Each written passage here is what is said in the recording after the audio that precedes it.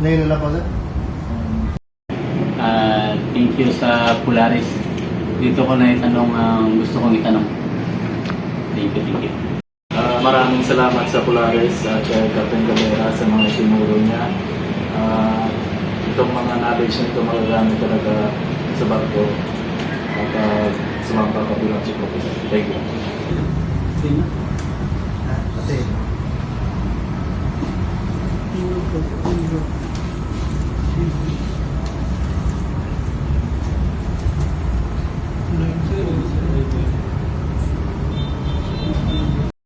Salamat sa Polaris at magdagdagan yung kalaman sa mga lalo sa stability. Salamat sa Polaris at kay Captain Galera. Marami ako natutunan regarding sa streaming stability. At saka very precise yung teaching niya. So I recommend Polaris.